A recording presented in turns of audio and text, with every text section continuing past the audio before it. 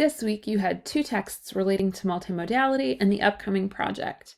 Since you've already got the base knowledge from those, we'll review the main concepts from each reading and add some additional considerations about accessibility when it comes to multimodal texts.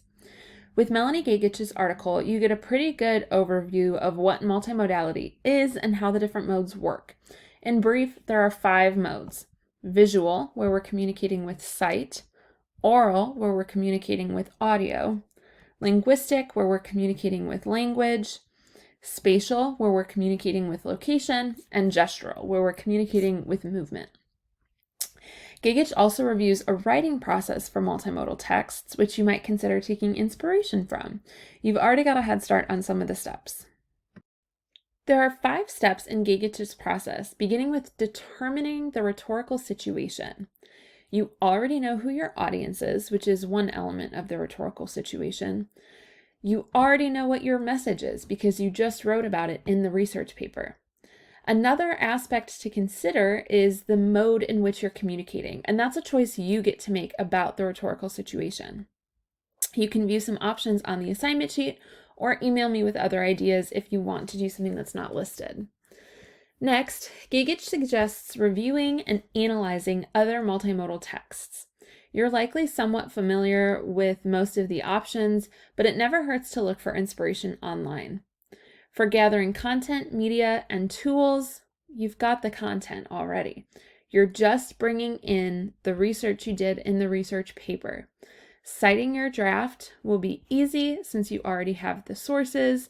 Then you can get into actually drafting and revising. The whole process is a way to remix your work, which you read about in Ballpoint. When you remediate something, you're taking something old and making something new with it. You're not adding anything to it, it's just refreshing something. Remixing is a type of remediation. So remixing is taking part of something old and adding it to something new to make a new thing. So we'll be remixing your research papers and turning it into a different, fresh text. When we make multimodal texts, like you're doing for this project, we have to think about accessibility in new ways. You've started to think about this already with things like alt text, which you learned about in week 1. So for something like a podcast, we can make it accessible through a transcript.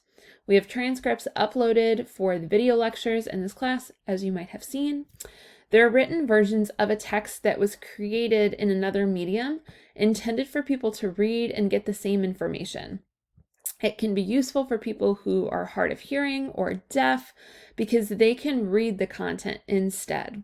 However, a transcript also makes content available for people who are unable or unwilling to consume audio content. A number of folks said in the course feedback that they don't have the attention span to watch a video that's 10 minutes long. So you might find it easier to read the transcript instead of sitting and watching and listening to the video. There are some rhetorical choices you can make in a transcript, like what to include and how to spell things. You can choose to include filler words like or I typically don't, and most scholars don't, but you can, especially if you want to show something like hesitancy or nervousness. You can also choose to spell dialectically or spelling like how something sounds. If you've ever read Zora Neale Hurston's Their Eyes Were Watching God, that's a text that's spelled dialectically. The words are spelled in the way that someone is pronouncing them. So it can be a way to preserve the voice of someone more authentically in a transcript. Captions get placed on visual elements, so they're similar but serve a different purpose than alt text.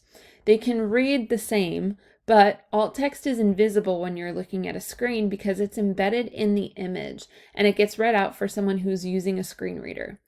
Captions, however, will show up and they're useful for directing reader attention in a written text. Both are important. Both are important. Both make texts more accessible. Captions also get placed on videos too, as surely you are familiar with.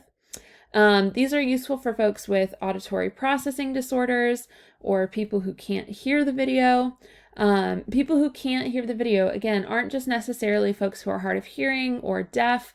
It can also be people whose headphones died, who have sleeping kids, who prefer to read their TV like I do. When you place captions, it's important to make sure that they're pretty well timed up with the audio. Otherwise, you make them ineffective for your audience, and that's not accessible. I have found some success in writing out a script, making sure it matches the audio of my video, then uploading the text file to YouTube and it auto syncs. We talked in week 1 about the importance of accessibility in research. This is our way to continue that, and it gives us practical skills to use once we leave English 104, because you likely won't be writing research papers for the rest of your life. You will, however, create social media posts, make videos, design documents, and more, and all of these things will help to present your message and your research more effectively, ethically, and widely. So, to make connections, considering our audiences means that we also need to consider how accessible our materials are. Making our work accessible to a wide variety of people is a way to engage in ethical practices.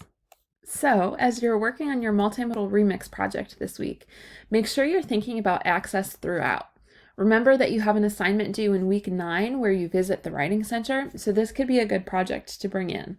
The Writing Center does work with multimodal texts. If you have any questions as you're working, post on the catch-all discussion board, schedule an appointment with the Writing Center, or send me an email.